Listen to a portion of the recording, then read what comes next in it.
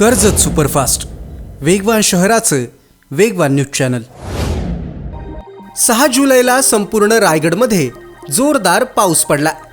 दरम्यान खोपोलीतल्या सायमाळ परिसरात मुंबई पुणे महामार्ग क्रमांक 48 वर झाड आणि दरड कोसळली होती। खालापूर तालुक्यातल्या शिळफाटा इथला रहिवासी असणारा अमन शफीक मुजावर हा या आपत्कालीन परिस्थितीमध्ये मदत कार्य करत होता।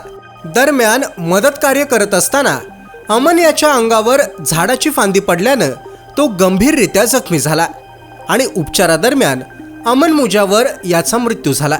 आपत्कालीन परिस्थितीत मदतीला धावून जात अमन मुजावर हा मदत कार्य करत होता। मात्र अचानक झाडाच्या फांदीमुळे अमन मुजावर याला दुखापत झाली आणि काळानं त्याच्यावर घाव केला। या घटनेनंतर महसूल प्रशासनानं तातडीनं दखल घेत आवश्यक कागदपत्रांची पूर्तता, पडताळणी आणि शासन स्तरावरची कार्यवाही जलद गतीनं पूर्ण केली।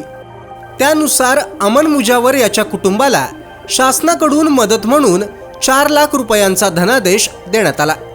उपस्थित मान्यवरांनी अमन मुजावर याच्या सेवाभावी वृत्तीला अभिवादन करत त्याच्या कुटुंबियांचं सांत्वन केलं। समाजासाठी निस्वार्थ भावनेनं कार्य करणाऱ्या अमनच्या कुटुंबाच्या पाठीशी शासन ठामपणे उभे असल्याचा संदेश या मदतीमधून देण्यात आला।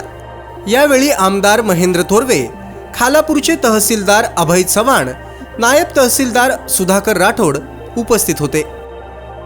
तालुक्यातल्या घडामोडींचे अपडेट सर्वात आधी मिळवा। कर्जत सुपरफास्ट चॅनलला सबस्क्राइब करायला विसरू नका।